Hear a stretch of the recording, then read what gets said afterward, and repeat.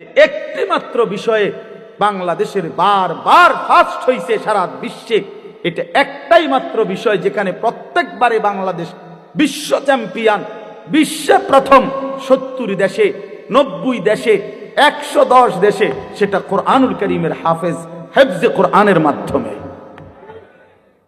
আমার দেশের হাফেজে কোরআন যাদের মাতৃভাষা আরবি, আহলে লিসান আরব, সেই আরবের অসংখ্য দেশকে পিছে ফেলে বারবার অনারবি, আরবি যার মাতৃভাষা না এমন সন্তান বাংলাদেশের বারবার কোরআনুল কারীমের হিফজ প্রতিযোগিতায় ফার্স্ট হচ্ছে। সেদিন আল্লামা খালেদ সাইফুল্লাহ আইয়ুবী সাহেব বলতেছিলেন, আমার দেশের তাকরিম, যেই ছেলে বারবার সারা বিশ্বে স্বর্ণ পদক পাইছে, হাফেজ সালেহ আহমদ তাকরিম, উনি বলছেন যে আমার স্বপ্ন যদি কোনোদিন কাবা শরীফের মধ্যে আল্লাহর ঘরে কোনোদিন অনারবি কোনো ইমাম রাখে, তো হতে পারে একদিন তাকরিম আগামী দিনে কাবার ইমাম হবে। আর এটা আল্লাহর জন্য অসম্ভব, আল্লাহর জন্য অসম্ভব, এটা সম্ভব। ওমা যালিকা আলাল্লাহি বিআজিজ, আল্লাহর জন্য অসম্ভব না বন্ধু। ইনশাআল্লাহ দেখো আব্দুল মালিক হাফিজাহুল্লাহ, হযরত মাওলানা আব্দুল মালিক, ওনার আব্বা বলতো, আমাকে কুমিল্লার লাকসামের মানুষ, জাতীয় মসজিদ বাইতুল মোকাররমের এখন যিনি খতিব, পৃথিবীর এমন কোন আরব দেশ নাই যেই দেশের উলামায়ে কেরাম ওনারে চিনে না। বাংলাদেশে তিনি যদি পরিচিত হয় 10%, আরব বিশ্বে তিনি পরিচিত 90%। পৃথিবীর আরব দেশের বহু ইউনিভার্সিটিতে এই হযরত আমার দেশের বাইতুল মোকাররমের খতিব যিনি বর্তমান, ওনার কিতাব, আরবি লিখিত বই কিতাব পৃথিবীর আরব দেশের ইউনিভার্সিটির সিলেবাস ভুক্ত। আল্লাহর কসম, আল মাদখাল উসুলে হাদিসের এক কিতাব সারা পৃথিবী পড়ে, এত সুন্দর, এত জামে, মানে উসুলে হাদিসের কিতাব আর পৃথিবীতে নাই। মানে হাদিসের বিষয়ের যত নিয়ম কানুন, হাদিস শাস্ত্রের, এটার উপরে ওনার লিখিত কিতাব, অনেক কিতাব, অনেক কিতাব।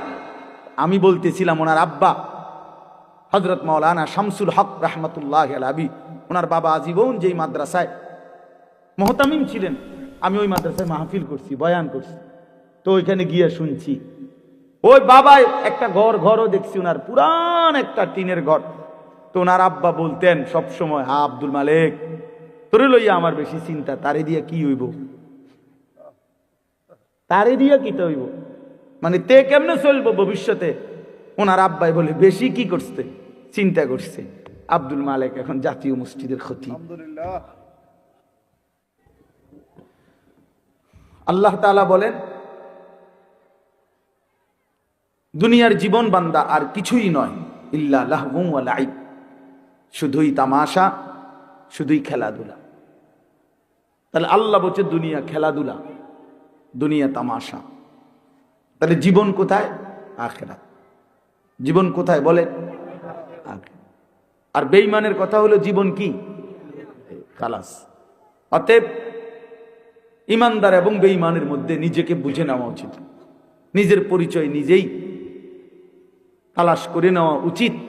আসলে আমি ইমানদারদের অন্তর্ভুক্ত না বেঈমানের অন্তর্ভুক্ত। আমার মানসিকতা দেখলে, চলাফেরা দেখলে বুঝাই যায় কে ইমানের পথে আছে আর কে কুফরির রাস্তায় আছে। এটা আন্দাজ করা যায়, এটা বুঝাই যায়। যার যখন যা মন চায় তাই করা।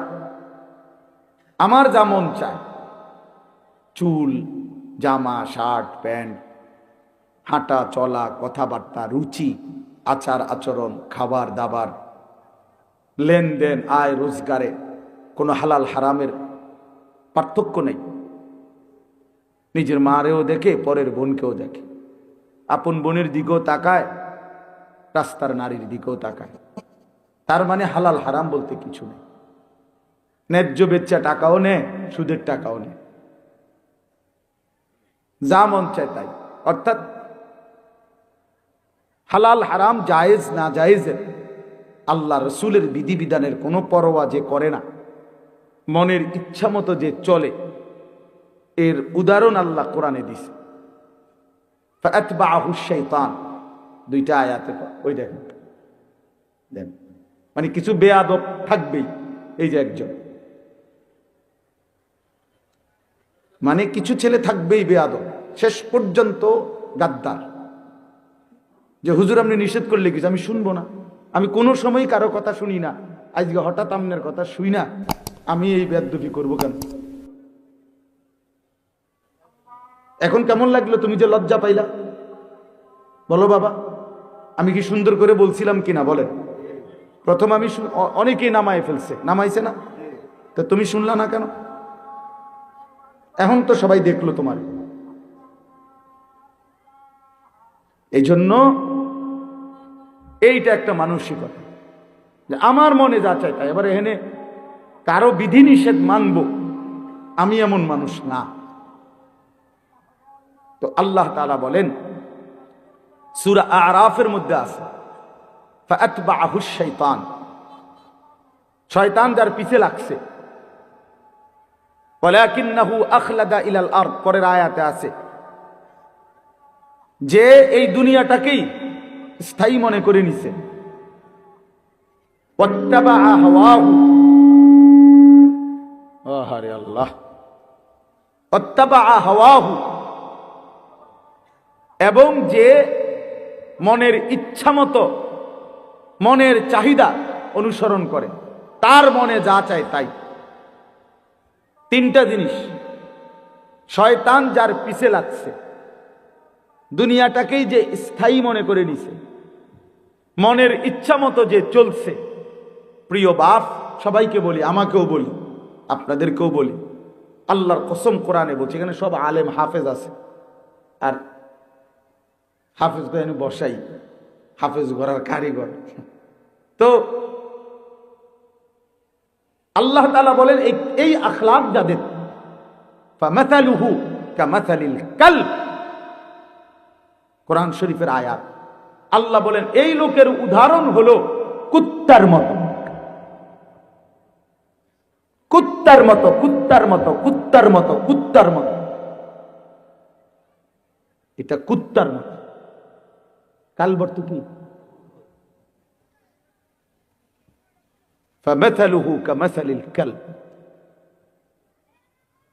আল্লাহ তাআলা বলছেন, নিজের পরিচয় মিলায় নাও দোস্ত,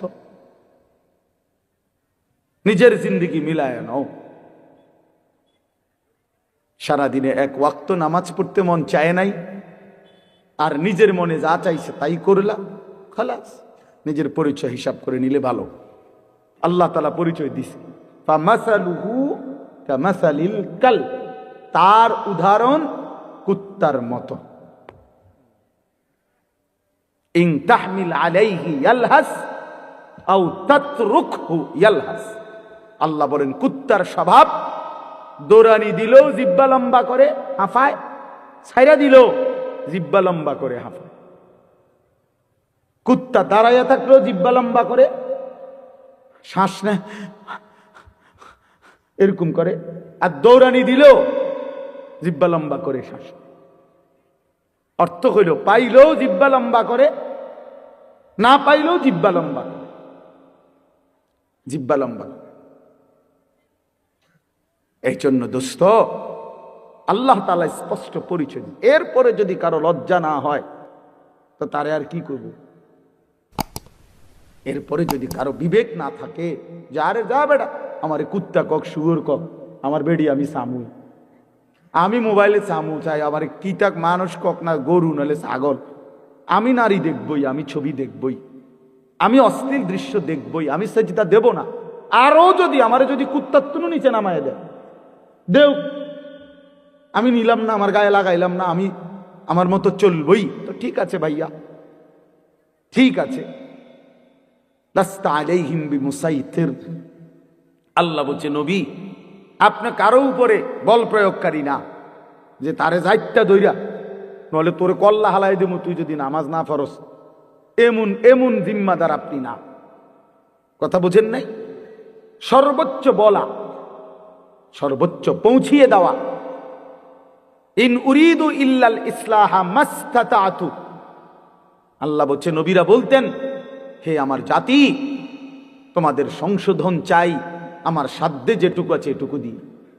মাস্তাতাতু অর্থ হলো আমার সাধ্য মতো, আমি যেদূর পারছি এদূর, আমি যেদূর বলার সুযোগ পাইছি এদূর, যেদূর চেষ্টা করছি বুঝাইতে এদূর, এরপরে আর কিছু করার নাই।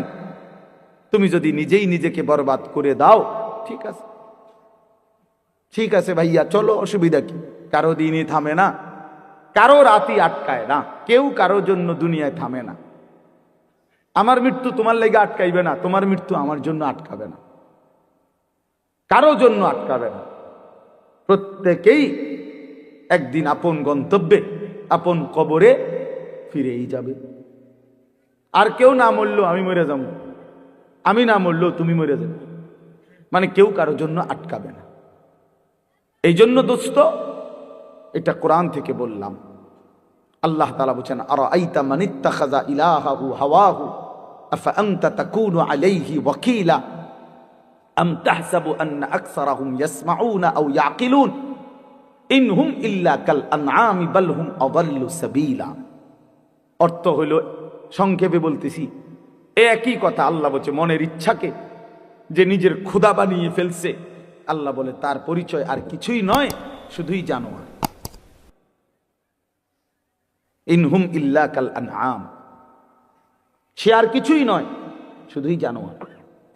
আনআম মানে কি? চতুষ্পদ জন্তু, এটা না?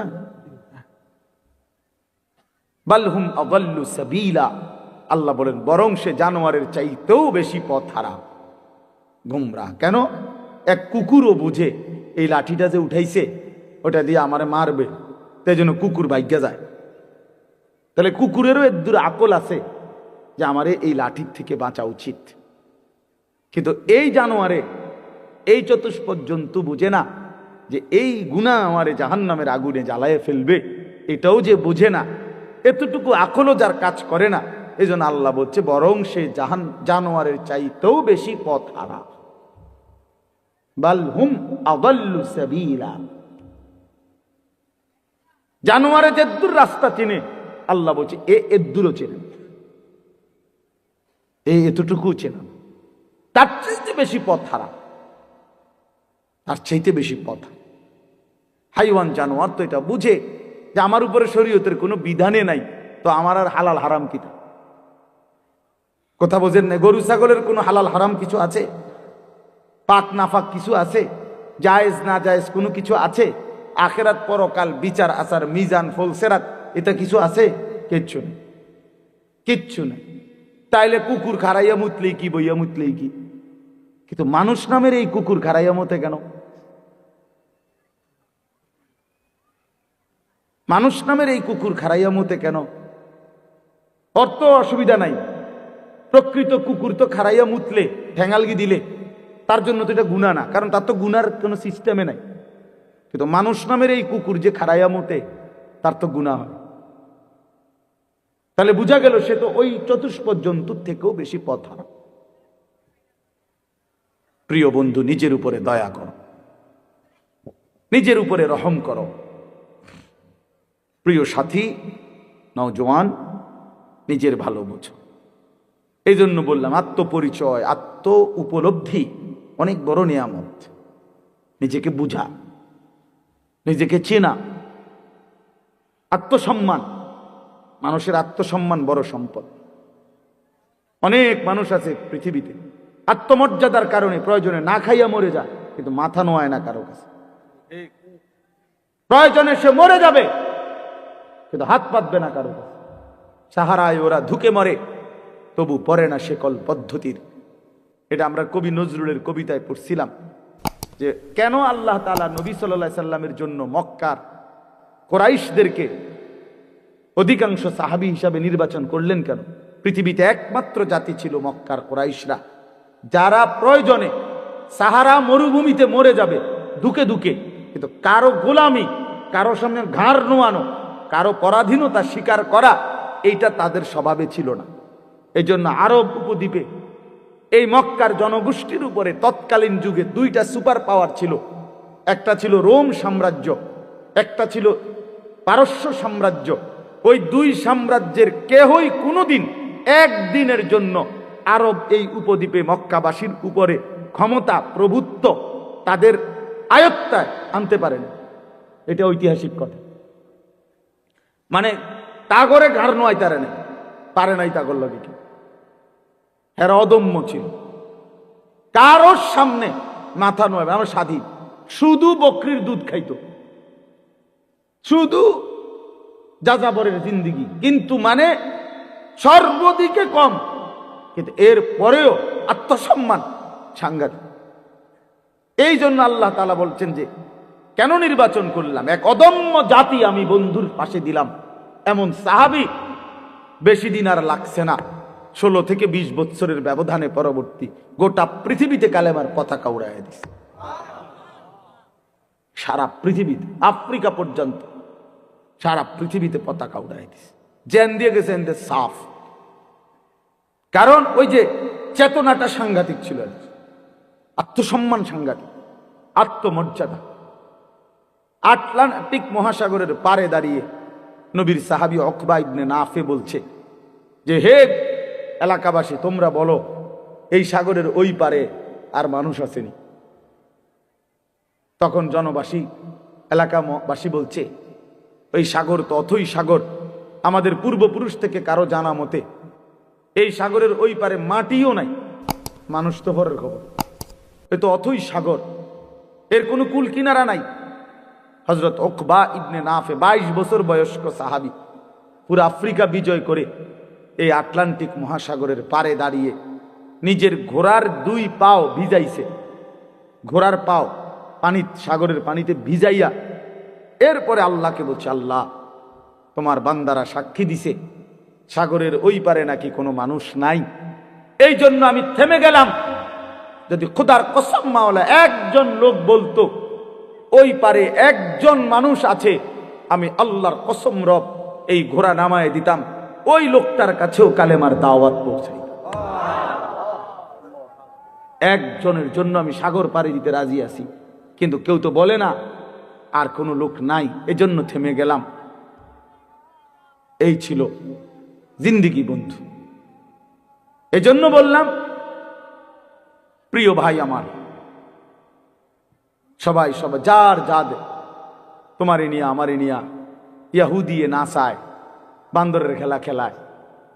আহা, 1 বছরের মধ্যে তোমার চুল কতবার বদলাইলো, 1 বছরের ভিতরে তোমার প্যান্ট কতবার বদলাইলো, 1 বছরের ভিতরে তোমার জামা গেঞ্জি কতবার বদলাইলো, 1 বছরের ভিতরে তোমার কথা বলার চলাফেরার ডিজাইন কতবার বদলাইলো। তাইলে তোমারে নিয়া বেঈমানে বান্দর খেলা খেলে, বেঈমানে ডুগডুগি বাজায়, আর তুমি নাচো। ছি ছি ছি ছি ছি।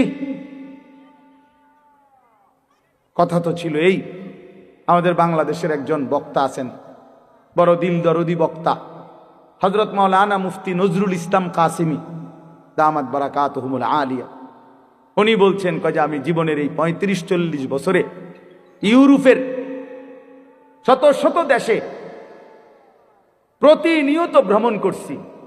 যে ইউরোপ আমেরিকার এক স্টেটে নাস্তা খাইছি, আরেক স্টেটে দুপুরের খাবার খাইছি, এইভাবে অনবরত সফর করছি, কিন্তু কোনোদিন জীবনের এই লম্বা সময়ে গোটা ইউরোপে আমার এই পাঞ্জাবি টুপি লেবাস একদিনের জন্য বদলাই নাই।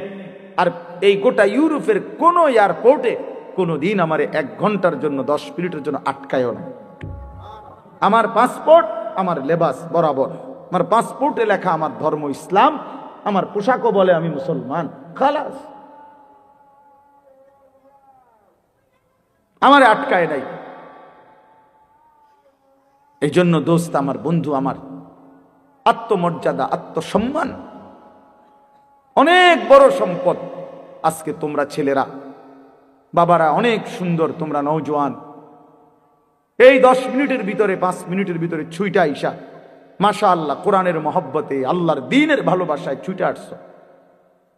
শুনতেই তোমরা মাঠ ভরে এখন দৌড়াইয়া আইসা বসছো, এটা ভালো দিক, এটা প্রশংসনীয় দিক, এটা বুঝাই গেল। তোমরা যেই মনে করো আমি আসছি তো আসছো, কিন্তু বাকি এটা তো জানো যে আমরা তো আল্লাহর কথাই বলি, অন্য তো কোনো কারণ নাই, এখানে কোনো ত্রাণও নাই, রিলিফও নাই, এখানে অন্য কোনো টাকা পয়সা বিলি নাই, বন্টন নাই, শুধুই আল্লাহর কোরআনের কথা বলা হবে, এটাই মাকসাদ, এইটাই শুনতে আসছো, মহব্বত করেই ছুটে আসছো, ভালোবাসা নিয়েই বসছো। আমি তোমাদেরকে জন্য অনুরোধ করি প্রিয় ভাই, আরেকটু আল্লাহর জন্য আগাও, দ্বীনের জন্য আরেকটু আগাও, ইসলামের জন্য আরেকটু আগাও। তোমার কলিজায় যেহেতু বুঝেই আসছে ইসলাম সত্য, কোরআন সত্য, আল্লাহ সত্য, রসুল সত্য, আমি মুসলমান, এটা যেহেতু গৌরব তোমার, এটাই যেহেতু ইজ্জত। প্রিয় বন্ধু, তুমি যদি আল্লাহর কথা মানার ক্ষেত্রে, দ্বীন মানার ক্ষেত্রে, নামাজ পড়ার ক্ষেত্রে, আল্লাহকে রাজি খুশি করার ক্ষেত্রে আরেকটু যদি হিম্মত করে আগে বাড়তে পারো, খোদার কসম ইনশাআল্লাহ আগামীর ইসলামের পতাকা তোমাদের হাতেই উড়বে ইনশাআল্লাহ। ইসলাম উড়বে, ইসলামের পতাকা উড়বে। কাফের বেঈমান সব জায়গায় হেরে যাচ্ছে, জালেম সব জায়গায় হেরে যাচ্ছে।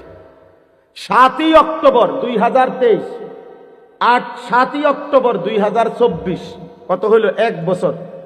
নভেম্বর, ডিসেম্বর, জানুয়ারি, আরো 3 মাস, কত হইল? 15 মাস।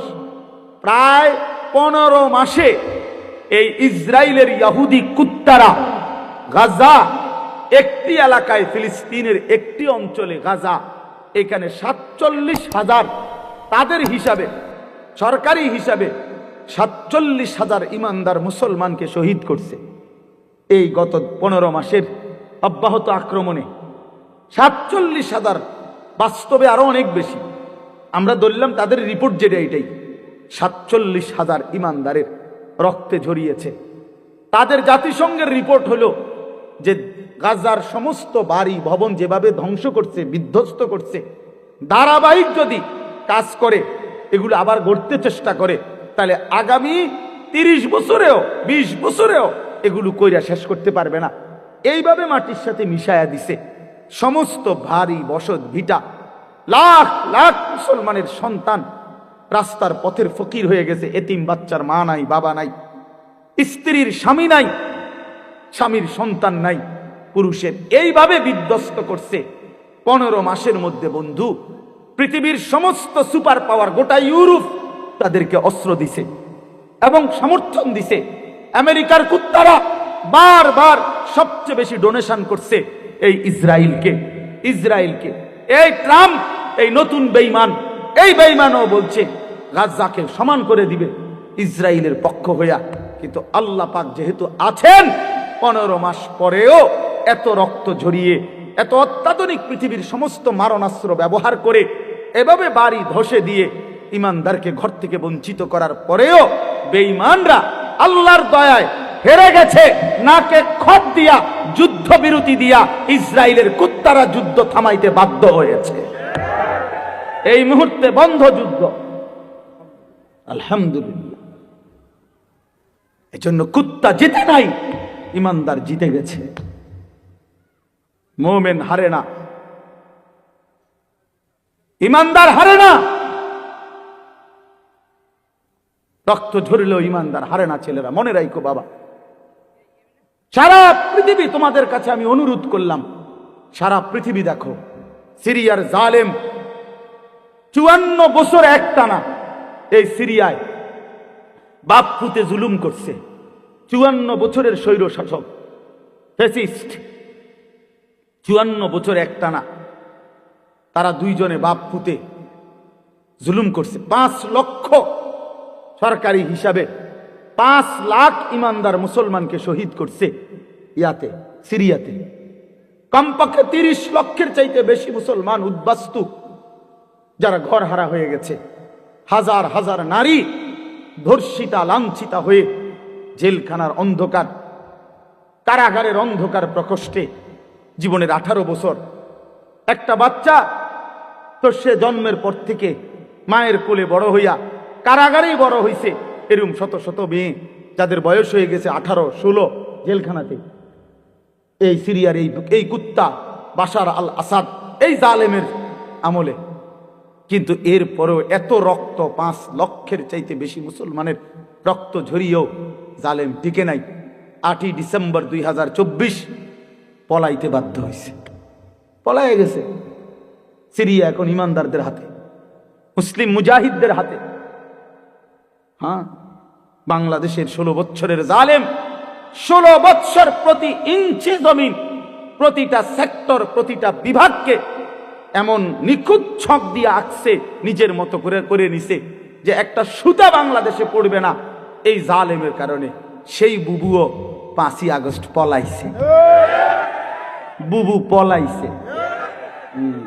আমার জিও কয় বুবু পলাইছে, ছোট্ট গায়ে ছোট্ট। আমি আব্বু কেমনে পলাইছে? গাড়টি উঠটি লইয়া পলাইছে, গাড়টি উঠটি লইয়া পলাইছে। গাড়টি গুট্টি কইতারে না, এগো গাড়টি উঠটি লইয়া পড়াইছে। হ্যাঁ, মজলুমের বিজয় হয়েছে, জালেমের পতন হয়েছে। তাইলে বন্ধু, পৃথিবীতে মুসলমানদের নির্যাতনের, মজলুমের কাহিনী ফিলিস্তিনের চাইতে মারাত্মক কোথাও নাই। সেখানেও ইনশাআল্লাহ আবার হবে, ইসরায়েল আবার আক্রমণ করবে।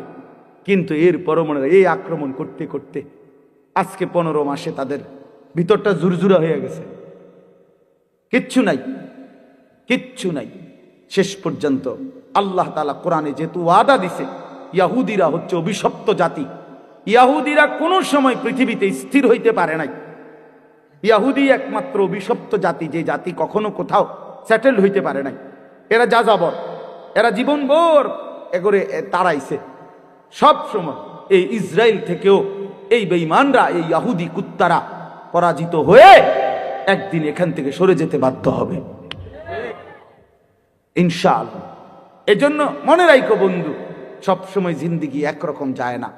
আজীবন মুসলমান নির্যাতিত হবে, আজীবন ইমানদার জুলুমের শিকার হবে, আজীবন কোরআনওয়ালা সেজদাওয়ালা অপমানিত হবে।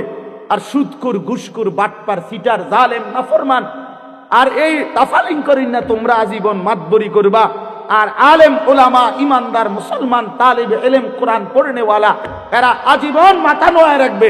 না না, আসমানওয়ালা আছে মিয়া, মনে রাখো মিয়া, আসমানওয়ালা আছে। এত খামখেয়ালি মনে করো না, এত খামখেয়ালি মনে করো না, খামখেয়ালি মনে করো। বাংলাদেশের পরিবেশ এই মুহূর্তে কি? বাংলাদেশের পরিবেশটাও যদি কেউ দেখে, আলহামদুলিল্লাহ, একটা দিন মজুর, কুলি, ঠেলাওয়ালা, কুলিওয়ালা, মাড়ি গাড়ে, এরকম দিন মজুরেরও স্বপ্ন কলিজায় আমার সন্তান হাফেজে কোরআন হবে। সমাজের সবচেয়ে উচ্চ পদস্থ ব্যক্তি, যে কোটি কোটি টাকার মালিক, হাজার কোটি টাকার মালিক, সেও স্বপ্ন দেখে আমার ছেলেটা হাফেজে কোরআন হবে। বারবার, একবার না, দুইবার না, সারা পৃথিবীর বুকে বাংলাদেশ যদি আজকের পৃথিবীতে পরীক্ষা জরিপ নেয় যে একটি মাত্র বিষয়ে বাংলাদেশের বারবার ফার্স্ট হইছে সারা বিশ্বে, এটা একটাই মাত্র বিষয় যেখানে প্রত্যেকবারে বাংলাদেশ বিশ্ব চ্যাম্পিয়ন, বিশ্বে প্রথম 70 দেশে, 90 দেশে, 110 দেশে, সেটা কোরআনুল কারীমের হেফজে কোরআনের মাধ্যমে। আমার দেশের হাফেজে কোরআন, যাদের মাতৃভাষা আরবি, আহলে লিসান আরব, আরব, সেই আরবের অসংখ্য দেশকে পিছে ফেলে বারবার অনারবি, আরবি যার মাতৃভাষা না, এমন সন্তান বাংলাদেশের বারবার কোরআনুল কারীমের হিফজ প্রতিযোগিতায় ফার্স্ট হচ্ছে। সেদিন আল্লামা খালেদ সাইফুল্লাহ আইয়ুবী সাহেব বলতেছিলেন, আমার দেশের তাকরিম, যেই ছেলে বারবার সারা বিশ্বে স্বর্ণ পদক পাইছে, হাফেজ সালেহ আহমদ তাকরিম, উনি বলছেন যে আমার স্বপ্ন যদি কোনোদিন কাবা শরীফের মধ্যে আল্লাহর ঘরে কোনোদিন অনারবি কোনো ইমাম রাখে, তো হতে পারে একদিন তাকরিম আগামী দিনে কাবার ইমাম হবে। আর এটা আল্লাহর জন্য অসম্ভব, আল্লাহর জন্য অসম্ভব, এটা সম্ভব। ওমা যালিকা আলাল্লাহি বিআজিজ, আল্লাহর জন্য অসম্ভব না বন্ধু। ইনশাআল্লাহ দেখো, আব্দুল মালিক হাফিজাহুল্লাহ, হযরত মাওলানা আব্দুল মালিক, ওনার আব্বা বলতো, আমাকে কুমিল্লার লাকসামের মানুষ, জাতীয় মসজিদ বাইতুল মোকাররমের এখন যিনি খতিব, পৃথিবীর এমন কোন আরব দেশ নাই যেই দেশের ওলামায়ে কেরাম ওনারে চিনে না। বাংলাদেশে তিনি যদি পরিচিত হয় 10%, আরব বিশ্বে তিনি পরিচিত 90%। পৃথিবীর আরব দেশের বহু ইউনিভার্সিটিতে এই হযরত আমার দেশের বাইতুল মোকাররমের খতিব যিনি বর্তমান, ওনার কিতাব, আরবি লিখিত বই কিতাব পৃথিবীর আরব দেশের ইউনিভার্সিটির সিলেবাস ভুক্ত, আল্লাহর কসম। আল মাদখাল উসুলে হাদিসের এক কিতাব সারা পৃথিবী পড়ে, এত সুন্দর, এত জামে, মানে উসুলে হাদিসের কিতাব আর পৃথিবীতে নাই। মানে হাদিসের বিষয়ের যত নিয়ম কানুন, হাদিস শাস্ত্রের, এটার উপরে ওনার লিখিত কিতাব, অনেক কিতাব, ওনার অনেক কিতাব। আমি বলতেছিলাম ওনার আব্বা হযরত মাওলানা শামসুল হক রাহমাতুল্লাহি আলাইহি, ওনার বাবা আজীবন যেই মাদ্রাসায় মুহতামিম ছিলেন, আমি ওই মাদ্রাসায় মাহফিল করছি, বয়ান করছি, তো ওইখানে গিয়ে শুনছি। ওই বাবায় একটা ঘরও দেখছি, ওনার পুরান একটা টিনের ঘর। তো ওনার আব্বা বলতেন সব সময়, হা আব্দুল মালিক, তোরে লইয়া আমার বেশি চিন্তা, তারে দিয়া কি হইব, তারে দিয়া কি হইব, মানে তে কেমনে চলবো ভবিষ্যতে। ওনার আব্বাই বলে, বেশি কি করছে, চিন্তা করছে। আব্দুল মালিক এখন জাতীয় মসজিদের খতিব। এই জন্য দোস্ত বন্ধু, ইনশাআল্লাহ ইসলামের বিজয় হবে, আগামীর সময় কালেমার বিজয় হবে, কালেমার বিজয় হবে। এই জন্য দোস্ত বন্ধু, নওজোয়ান কিশোর, নষ্ট হইও না, চরিত্রহীন হইও না। এত সহজে, এত অল্প বয়সে 16 বছরে চরিত্র এভাবে নষ্ট করে দিলা। মাত্র 18 বছর বয়সে এত নারী দেখে ফেললা, মাত্র 18 বছরে এত উলঙ্গ ছবি দেখে ফেললা। বাকি জীবন কি করবা বাবা? হ্যাঁ, মাত্র 18 বছর বয়সে এত জিনা ব্যভিচার দেখে লাইলা, ছি ছি ছি। বাকি সময় কি করবা বাপ? বাকি সময় কেমনে চলবা আব্বা বলো? এত অল্প বয়সে এত নোংরা হয়ে গেলা, এত কম বয়সে এত চরিত্রহীন হয়ে গেলা। সারাদিন নারী ছবি কি দেখো মোবাইলে তোমরা, আমরা বুঝি না বাবা। কতবার চুলের ডিজাইন বদলাইলা বাপ, কারে দেখাইতা? কয়জন বেডি তোমার বাইতাইছে? তুমি যে এতবার ডিজাইন বদলাইলা, কেডা আইছে তোমার সেহুনি? হ্যাঁ, সিনেমার কোন নর্তকী তোমারে ফোন দিছে তাই শুনি? তুমি যে বেডিরে দেখা আখলাক নষ্ট করতেছ, চরিত্র নষ্ট করতেছ, শরীরের যৌবনটা শেষ করতেছ, নিজের হাতকে লজ্জাস্থানের গুনাহ করে নষ্ট করে দিতেছ। প্রিয় বন্ধু, এর চাইতে বেশি তো আর বলতে পারি না। কিন্তু বিনিময়ে কোন নর্তকী তোমার বাড়িতে আসছে? হ্যাঁ, সিনেমার কোন নর্তকী, হিন্দি সিনেমার কোন নর্তকীরে তুমি চিনছ বলো ভাইয়া? কেন আখলাক নষ্ট করে দিলা? কেন চরিত্র নষ্ট করে দিলা? কয়জনে নামাজ পড়ছো আজকে, মাগরিবের নামাজ বলো ভাইয়া? আমরা তো আলহামদুলিল্লাহ আল্লাহর দয়ায়, আমার একদিনের ব্যস্ততা দেখলেও তো আপনি মাথা ঘুরাইব, কিন্তু এই ব্যস্ততার ভিতরে দিয়েও তো মাগরিবের নামাজ হতো। আমার এখানে এসে মাহফিল ধরতে হবে। আমি আনোয়ার ভাইয়ের সাথে কথা বলছি আসরের সময় যে ভাই আমার একটু দেরি হইব, মেহমান আসছে, মাদ্রাসায় জরুরি কাজ ছিল আমার, কিন্তু আলহামদুলিল্লাহ ব্যস্ততা ঠিক আছে, কিন্তু জামাত, মাগরিবের নামাজ তো জামাতে পড়ছি। ওই দৌলতপুরের একটা গ্যাস ফিল্ড আছে, এইটার মসজিদ। কেমনে নামাজ ছেড়ে দিলা ভাইয়া? চেহারা সুরত দেখলেই তো বোঝা যায় কতদিন হয় নামাজ পড়ো না। ওফ, আল্লাহকে ডাকো না, তে আল্লাহকে এমনি ভুলে গেলা, রাসূলকে এভাবে ভুলে গেলা, ধর্মকে এভাবে অপমান করলা, মাকে এত বড় বেইজ্জতি করলা। 2 বছর যে মা দুধ পান করাইছে, তোমারে তিল তিল করে বড় করছে, এই উদ্দেশ্যে যে তুমি 16 বছর বয়সে শুধু নারী দেখবা, ছবি দেখবা, মোবাইলে উলঙ্গ দৃশ্য দেখবা, তুমি মালিকের একটা সেজদা দিবা না, 1 ওয়াক্ত নামাজ পড়বা না, তোমার মা বুঝি তোমার এই জন্য দুধ খাওয়াইছিল না? তোমার বাবার তিল তিল করা টাকা, বেচারা কেউ 16 বছর বিদেশ, কেউ 18 বছর বিদেশ, রক্তটা পানি করে পয়সা রোজগার করে, কি পরিমাণ ঘাম শরীরটা দিয়া ঝরে আরব দেশে মরুভূমিতে। আহা,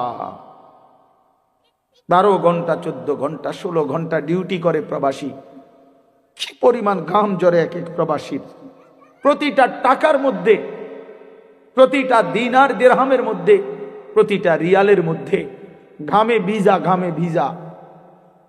এত ঘাম এত কষ্ট করে যে মানুষটা স্ত্রীর আদর পায় না, ছেলে মেয়েদের আদর পায় না, 18 বছর 16 বছর 14 বছর, যার একটা ছোট বাচ্চা আছে, মনে করো মেয়ে আছে ছেলে আছে ছোট, সে দেশে বাবা বিদেশে, কি পরিমাণ বাচ্চাটা বাপকে দেখতে মন চায়। আমি তো ওই আমার সাথীদেরকে জিজ্ঞাসা করেন, আমার গাড়িতে রাতের যদি 3টা বাজেও আমি যাই, 2:30 3টায়, আমার ছোট মেয়ে 3 বছর বয়স, কোন সময় কোনো দিনও ঘুমায় না। আমি যতক্ষণ না যাই ওই ঘুমায় না। একটা দৌড় দিয়া দরজা সে খোলে, কলিং বেল টিপ দিলেই সে বোঝে আব্বু আসছে। তার মার সাথে সে আইসা গেটের সামনে দরজা খোলে, তো ও যখন হাসে আমার কাছে মনে হয় গোটা পৃথিবী হাসে। তো এমন আদর যেই বেচারা বছরের পর বছর কোরবানি করে দিছে সন্তানদের জন্য, একটু মুখে হাসি ফুটাবে স্ত্রীর জন্য, তো সেই বাবার সন্তান হয়ে তুমি এইভাবে জীবন শেষ করে দিলা। এটা ইনসাফ হলো ভাইয়া? বলো বাবা, বলো। প্রিয় বন্ধু আমার, বাপ আমার, সন্তান আমার, ছেলে আমার, কিশোর নওজোয়ান, আমি এক ফেরিওয়ালার মতো চিৎকার করে বললাম যে নিজেকে নষ্ট করে দিও না ভাই। আখলাক বড় সম্পদ, চরিত্র বড় সম্পদ। নারীর আসক্তি, জিনা ব্যভিচারের দৃশ্য, উলঙ্গ দৃশ্য, নারীর লোভ, বিশ্বাস করো তোমার দুনিয়াও শেষ করে দিবে, আখিরাতও শেষ করে দিবে। আল্লাহর নবী বলছে ফাত্তাকুদ দুনিয়া ওয়াত্তাকুন নিসা। আল্লাহর নবী বলছে উম্মত, দুনিয়ার ধোঁকা থেকে বেঁচে থাকো, নারীর ধোঁকা থেকে বেঁচে থাকো। বেপর্দা নারী, হারাম নারী, যে নারীকে দেখার তোমার অনুমতি নাই, ওর হাসি মূলত হাসি না, আগুন। ওর রূপ যৌবন মূলত যৌবন না, ওইটা জাহান্নামের কয়লা, আগুনের কয়লা। ওই তোমারে বরবাদ করে দিবে। আল্লাহর নবী সাল্লাল্লাহু আলাইহি সাল্লাম বলছে যুবক, যদি কষ্টই হয়, যদি কষ্ট হয় যৌবন ধরে রাখতে, তাহলে ফাআলাইহি বিসসাওম, রোজাই রাখো, রোজা রাখো, রোজা রাখো। ফাইন্নাহু লাহু বিজাউন, কেননা রোজার মধ্যে যৌন শক্তি প্রতিরোধের প্রতিষেধক আছে, অ্যান্টিবায়োটিক। রোজা রাখো। আল্লাহর নবী সাল্লাল্লাহু আলাইহি সাল্লাম ইয়া মা'শারাশ শাবাব, ডাইরেক্ট ডাক দিছি, ইয়া মা'শারাশ শাবাব, হে যুব সমাজ। কি মজাদার শব্দ, নবীজি নিজে বলছে, যুবককে আলাদা বলছে, হে যুব সমাজ। মান ইসতাতাআ মিনকুমুল বাআতা ফালিয়াতাযাওয়াজ, যার বিবাহের সামর্থ্য হয়েছে, 1 নম্বর হলো আর্থিক সামর্থ্য, 2 নম্বর শারীরিক সামর্থ্য, তো তুমি বিবাহ করো। ফাইন্নাহু আগাদ্দু লিল বাসার, বিবাহ তোমার চোখ নিচের দিকে হেফাজত করবে। ওয়া আহসানু লিল ফারজ, লজ্জাস্থানকে পবিত্র রাখবে গুনাহ থেকে। ওমান লাম ইয়াস্তাতি, আর যদি কেউ এই মুহূর্তেই পারতেছো না, পরিবেশ পারিপার্শ্বিকতা সব মিলাইয়া বিবাহের সময় এখনো হয় নাই, কিন্তু নিজের যৌন চাহিদা আছে, নিজের ভিতরের কামনা বাসনা আছে, এটা তো বন্ধ করে দেওয়া যাবে না। এমন কোনো ট্যাবলেট দিয়া বেলে যে তার যেন আর কোনো শারীরিক কোনো যৌন চাহিদাই যেন না থাকে, এমন ইনজেকশন দিয়ে দেন না, তাহলে তো মুশকিল, তাহলে এটা বিপদ। এটা তো আল্লাহ প্রদত্ত, আল্লাহ প্রদত্ত। অতএব আল্লাহর নবী বলছেন ফাআলাইহি বিসসাওম। তাক ওদিকে তাকায়ও না ভাই, এত মানুষ সবাইরে গুছান সম্ভব না, কিছু পাগল ছাগল ফালতু এগুলা থাকবে, এটা এত তান টোহাইয়া লাভ হতো। যে দূর শুনছে দূর, আমি এত সংখ্যার চিন্তাও করি না। মানুষ হয়েছে 10 কোটি, হ্যাঁ, আল্লাহ কইলো আমি নিলাম না, কথা বুঝছেন না? মানুষ হয়েছে 50 লাখ আর কি, সব আমার আলগি দিয়ে মনে করেন 4 রাস্তার মাথা নিয়ে হতাই দিয়েছে। আল্লাহ বলছে আমি আনিস তোমারে নিলাম না, খালি তো লাভ হইল কি? এই জন্য এটা কোনো বিষয় না। তো আল্লাহর নবী বলেন ফাআলাইহি বিসসাওম, তাহলে তুমি রোজা রাখো। ফাইন্নাহু লাহু বিজাউন, এবং এটার মধ্যেই তোমার জন্য প্রতিষেধক রয়েছে। সবর করো, রোজা তোমাকে সবর করতে শেখাবে, রোজা তোমার চরিত্রকে পবিত্র রাখতে শুরু করে শেখাবে। এটা রাসূলুল্লাহ সাল্লাল্লাহু আলাইহি ওয়াসাল্লামের নববী প্রেসক্রিপশন, এটা নবীজির প্রেসক্রিপশন, নবীজির ঔষধ।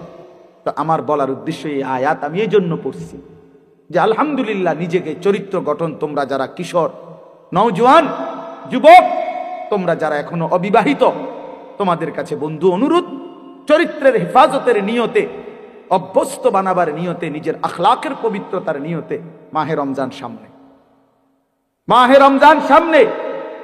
এবারের রমজানে টার্গেট নাও 30 দিনের রোজার মাধ্যমে দিল থেকে আল্লাহর কাছে এইভাবে 30টা দিন হাতে গুনে তুমি আল্লাহর সাথে ওয়াদাবদ্ধ হও যে আল্লাহ 30 দিন আমি রোজা রাখবো, এবং যৌন চাহিদা, লজ্জাস্থানের চাহিদা, অশ্লীলতা, বেহায়াপনা, নর্তকী, নাচ গান, উলঙ্গ ছবি দেখা, নারীকে নিয়ে চিন্তা ভাবনা, মেয়েকে নিয়ে অশ্লীল চিন্তা ভাবনা, অবৈধ কোনো প্রেম সম্পর্ক, হারাম কোনো রিলেশন, এ সব ত্যাগ করে বন্ধু 30টা দিন মনোযোগ দিয়া রোজা রাখো, তারাবি পড়ো, ইফতার করো, সাহারি করো, তসবি পড়ো, তেলাওয়াত করো, কোনো আলেমে দ্বীনের সাথে উঠা বসা করো, ইমাম সাহেবের সাথে সম্পর্ক করো। ইনশাআল্লাহ দেখবা আল্লাহ চাহে তো 30 দিনের মাথায় আল্লাহ বলেন লাআল্লাকুম তাত্তাকুন, আমি আল্লাহ ওয়াদা দিলাম মোমেন তোকে মুত্তাকি বানিয়ে দেব, মুত্তাকি বানিয়ে দেব। আর যদি মুত্তাকি হও তাইলে পুরস্কার কি? উইদ্দাত লিল মুত্তাকিন, আল্লাহ বলছেন জান্নাত বানানোই হয়েছে মুত্তাকিদের জন্য। 30 দিনে মুত্তাকি হবা, 30 দিনে জান্নাতি হবা। ইয়া আইয়ুহাল্লাযীনা আমানু, হে ঈমানওয়ালা, আল্লাহ বলেন জানো ঈমান তোমার পাসপোর্ট, আমি পাসপোর্ট নিলাম 30 দিন আগে, আর আল্লাহ ওয়াদা দিছেন রমজানের চাঁদ উঠলে আমি আল্লাহর কাছে ঈমানের পাসপোর্ট দিবা। ঈমানের পাসপোর্ট আমি জমা নিলাম, 30 দিন অপেক্ষা করবা, 30 দিন আমার হুকুম মাইনা চলবা, 30 দিন পরে ঈদের চাঁদ উঠবে, সেই দিনই তোমার পাসপোর্টের উপরে জান্নাতের ভিসা লাগবে, পাসপোর্ট এবং ভিসা লাগবে, আর ঈদের দিন ফ্লাইট হবে জান্নাতের ফ্লাইট, ইনশাআল্লাহ, ইনশাআল্লাহ। হাদিসে আছে ঈদের দিন আল্লাহ তাআলা ফেরেশতাদেরকে জিজ্ঞাসা করে, ফেরেশতারা বলো তো ওই ব্যক্তির প্রতিদান কি হইতে পারে যে তার পরিশ্রম, তার হুকুম, তার মনিবের আদেশ পূর্ণ আদায় করছে, যেই কর্মচারী তার কর্ম ঠিক মতো 100 পালন করছে, তো এখন তার বিনিময় কি হইতে পারে? ফেরেশতাদেরকে আল্লাহ বলবে ঈদের দিন, ফেরেশতারা বলবে মাওলা তাও এটার বিনিময়তে এটাই আইন ওয়াফা আজরাহু, তার বিনিময় তাকে পূর্ণ দিবেন, পারিশ্রমিক পূর্ণ দিবেন, কারণ সে তার কর্ম পুরা করছে, অতএব পারিশ্রমিকও তো কি দিতে হবে? পুরা দিবেন, এটাই তো যুক্তির কথা। তো আল্লাহ তাআলা তখন বলবেন ফেরেশতারা তোমরা সাক্ষী থাকো, আমার ইজ্জতের কসম, আমার জালালের কসম, আমি আল্লাহর বড়ত্বের কসম, আমার শ্রেষ্ঠত্বের কসম, আমার এই বান্দাগুলো একটি মাস রমজানে আমার হুকুম পূর্ণ আদায় করছে, আমার আদেশের হক আদায় করছে, রমজানের হক আদায় করছে। আজকে আমি আল্লাহ ঈদের দিনে ঘোষণা দিলাম তোমাদের সামনে, কাদ গাফারতু লাকুম, আমি আল্লাহ আমার এই বান্দাদেরকে মাফ করে দিলাম। ফেরেশতারা তখন ডাক দিয়ে বলবে, তখন ফেরেশতারা নামাজি ঈদগাহের ইমানদার মুসলমানদেরকে বলবে যে ইন্নাল্লাহা কাদ গাফারা লাকুম, তোমাদের আল্লাহ তোমাদেরকে মাফ করে দিয়েছে। আমরা ফেরেশতারা নিজে শুনছি। ফারজিউ রাশিদিনা ইলা রিহালিকুম, অতএব তোমরা খুশি খুশি চিত্তে, সন্তুষ্ট চিত্তে, সফলভাবে তোমরা তোমাদের ঘরে ফিরে যাও। এই জন্য বন্ধু, এটাই আমার মূল বক্তব্য। আল্লাহ তাআলা মাহে রমজান আমাদের সামনে, আর মাত্র 30-32 দিন, খুব সম্ভব 32 দিন হবে, এরকম কতদিন? 32 দিন। আর মাত্র আমার শায়েখ আল্লামা মুফতি মুশতাকুন নবী সাহেব হুজুর এখন প্রত্যেক মাহফিলে এভাবে শিখায়, বলায় যে আর মাত্র 32 দিন মাহে রমজানের শুভ দিন। কয়দিন? আর মাত্র, বলেন না, মাহে রমজানের শুভ দিন। আর মাত্র 32 দিন রহমত মাগফিরাতের শুভ দিন, আর মাত্র 32 দিন নাজাতের শুভ দিন, আর মাত্র 32 দিন ইফতার সাহারির শুভ দিন, আর মাত্র 32 দিন 20 রাকাত তারাবির শুভ দিন, আর মাত্র 32 দিন মুত্তাকি হওয়ার শুভ দিন, আর মাত্র 32 দিন জান্নাতি হওয়ার শুভ দিন, আর মাত্র 32 দিন লাইলাতুল কদরের মর্যাদা পাওয়ার শুভ দিন। কাউন্ট গুনো, আর মাত্র 31 দিন, আর মাত্র 30 দিন, কাউন্ট ডাউন, সংখ্যা গুনো। এটা উচিত, উচিত। নবীনগরের মুরব্বী এখন আসছে, আল্লাহ এখন তো এই জন্য বললাম, আমরা অনুরোধ করছি প্রিয় বাপ, বয়স্ক বাবারা, আপনারা এবার আপনাদের তো আপনারা বলবেন যে হুজুর আমগুলো তো কিচ্ছুই করলেন না, কাল ফুলাইনরেই কইলেন। আপনাদের জন্য কথা হলো এটা বাপ, আপনাদের জন্য প্রথম জিম্মাদারি। আমি প্রতিদিন এটা বলি, আপনাদের স্ত্রী সন্তান, আপনাদের ছেলে মেয়ের ঈমান আমল আখলাক, বন্ধু আমার, বাপ আমার, এদের এই ঈমান আমল আখলাক, এইটার সংশোধন, এটার ফিকির, এটা আপনাদের মূল জিম্মাদারি, এটাই আপনাদের মূল জিম্মাদারি। আপনারা দয়া করে ঘর যদি পুরা শেষ করতে নাও পারেন, কিচ্ছুই তো না, আপনারা যদি সোফা, খাট, পালং, পরিবারের সবটা চাহিদা, মনে করেন 4 রুমে 4টা খাট দরকার, আপনি হয়তো হায়াতে থাকতে 2টা খাট ব্যবস্থা করতে পারছেন, তেমন অসুবিধা হবে না, বাকি দুটোটা হেতে বানাইতে পারবো। আপনি দেখেন, আপনি দেখেন বাবা, হেতে আরো সুন্দর বানাইতে পারবো। যে মকবুল ভাই দায়িত্ব নিছে, উনি নিজে কইছে এখন, তাইলে এই জন্য সে আরো সুন্দর বানাইতে পারবে। আপনি অপেক্ষা করেন, আপনি সাদা না দিতে পারলো সে দিবে। অতএব শুধু দুনিয়া মিলাইবার জন্য আপনারা বাবারা, বয়স্ক বাবারা, অভিভাবক যারা, ছেলের বাপ, মেয়ের বাপ, স্ত্রীর স্বামী, দয়া করে বাপ, আপনারা গহনা অলংকার, আসবাবপত্র, খাট, পালং, সোফা, ফার্নিচারের জন্যই আপনারা আপনাদের এই সময় হায়াত শেষ করেন না, বরং সংসারের পবিত্র দায়িত্ব, স্ত্রী সন্তানের মূল দায়িত্ব হলো আপনার উপরে, তাদের ব্যাপারে আল্লাহর কসম, তাদের ইবাদত, তাদের ঈমান, তাদের আমল, তাদের আখলাক আপনার বিবেক দিয়ে ভাবা উচিত। আমার ছেলেটা 16 বছর কোনো দিন ফজরের নামাজ পড়ে না, আমি কেমন বাপ, আমার ছেলেটা কেমন ছেলে। আমার মেয়েটা কোনো দিন পর্দা করে না, আমি কেমন মা, আর আমার ছেলে, মেয়েটা কেমন মেয়ে।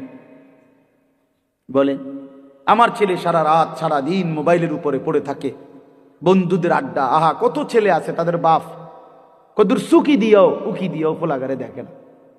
এই সুরে এমন সুর, এমন ডাকাত, এই ডাকাতের সবচেয়ে বড় শত্রু তার বাপ। এই ডাকাইতে শুধু সুরের মতো আইসা ভাত খাইয়া যায়, সর্বোচ্চ চেষ্টা করে বাপে যেন না দেখে, বাপে যেন না দেখে, কোন রকমে চুরি করিয়া ঘরে ঢুইকা বাটটা খাইয়ে আবার বাইর হয়ে যায়, আবার মোবাইল নিয়া বন্ধুদের আড্ডায়, আহা, কারণ সে জানে, সে শত্রু মনে করে তাকে, যে তাকে কিছু নিষেধ করে অশ্লীলতা গুনাহ থেকে, যে কাছে তাকে কিছু রাগঢাক করব, কিছু ধমক দিব, এই জন্য সে, যে তাকে উপকার করতে চায় সে তাকে দুশ্মন মনে করে। আর যে বন্ধু তারে একটার পর একটা অশ্লীলতা, নারী, ছবি, বেহায়াপনার মধ্যে লাগাইয়া রাখে, সে তাকেই কেবল বন্ধু মনে করে, ও ফ্রেন্ড, আর বাবা দুশ্মন। ওই হলো বন্ধু। বন্ধু হলো সে, যে আমার নিজের এমবি শেষ হয়ে গেলেও যে বন্ধু নিজের এমবি দিয়া, নিজের মোবাইল দিয়ে আমার উলঙ্গ ছবি দেখতে হয় দেয়, সেই তো বন্ধু, সেই তো বন্ধু। বন্ধু তো সে, যে আমি মদের আড্ডা চিনতাম না, আমার প্রিয় বন্ধু আজকে আমাকে নেশার জগতে, অন্ধকার জগতে আমারে ঢুকায় দিছে, সেই তো বন্ধু। মাকে জুলুম করে আখা উম্মা, আল্লাহ নবী সাল্লাল্লাহু আলাইহি সাল্লাম হচ্ছে 3টা গুনাহ, সবচেয়ে বড় গুনাহ। একটা হলো আল ইশরাকু বিল্লাহ, আল্লাহর সাথে শিরিক করা। 2 নাম্বার হলো উকুকুল ওয়ালিদাইন, মা বাবার নাফরমানি করা। 3 নাম্বার হলো শাহাদাতুজ জুর আও কাউলুজ জুর, মিথ্যা সাক্ষ্য দেওয়া অথবা মিথ্যা কথা বলা। নবীজি বলছে, একটা হাদিসে বলছে এই 3টা হলো আকবারুল কাবায়ের, সবচেয়ে বড় কবিরা গুনাহ। মাকে কষ্ট দাও। আমাদের বাংলাদেশের একজন বুজুর্গ আছেন, আমাদের আদিব সাহেব হুজুর, আল্লামা আবু তাহের মিসবাহ, এই হুজুরের একটা লেখা আছে, মাকে রাজি করো, দুনিয়া আখিরাতের কোথাও আটকাবে না। মাকে খুশি রাখো, মাকে খুশি রাখো, মায়ের মুখে হাসি ফুটাও, তোমার জান্নাতের দুয়ার খুলে যাবে। বাবার মুখে হাসি ফুটাও, তোমার জান্নাতের দুয়ার খুলে যান। এই জন্য আমি অনুরোধ করছি, আমার কথা শেষ। আজকে নওজোয়ান কিশোর তরুণ বাবারা, বয়স্ক বাবা, আপনাদেরকে বললাম, আপনাদের ছেলে মেয়ে স্ত্রীর নামাজের ফিকির করেন, রোজার ফিকির করেন, রোজার ফিকির করেন। আল্লাহ তাআলা বলছে ওয়া'মুর আহলাকা বিসসালাহ, আপনি পরিবারের সদস্যদেরকে নামাজের আদেশ করুন। এই জন্য আল্লাহর আদেশ।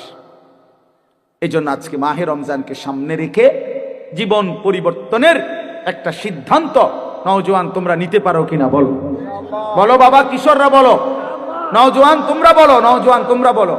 আমার একটা অনুরোধ, হাত নামাও।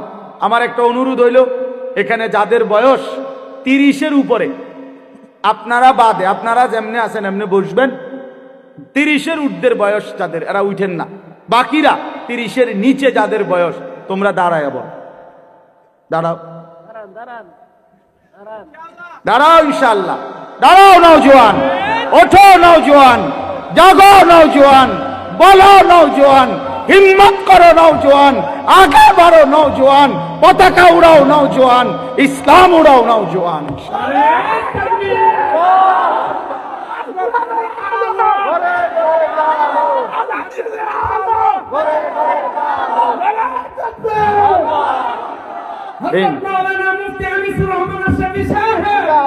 মাশাআল্লাহ, ঠিক আছে, ইনশাআল্লাহ নামাজ পড়ো বাপ, আল্লাহকে রাজি করো, দ্বীনকে মানো, ইনশাআল্লাহ তোমার হাতে ইসলামের পতাকা উঠবে, ইনশাআল্লাহ কালেমার পতাকা উঠবে। ছিটকে পাইরো না, আমি বললাম পতাকা কেউ না কেউ তুলবেই, ইসলাম বিজয় হবেই হবে, কিন্তু তুমি কামে লাগলা কিনা এটা দেখার বিষয়। আবারও বলছি, প্রয়োজনের মুহূর্তে যদি দল থেকে ছিটকে পড়ো, ইমানের পতাকা যদি তুমি ধরতে না পারো, মাহাদির পতাকা যদি তুমি ছুঁইতে না পারো, দাজ্জালের বিরুদ্ধে যদি সিনা টান করে দাঁড়াইতে না পারো, একদিন তোমার মৃত্যু হবে বেঈমানের মৃত্যু, কুকুর বিড়ালের মৃত্যু, জন্তু জানোয়ারের মৃত্যু হবে, মনে রাখো।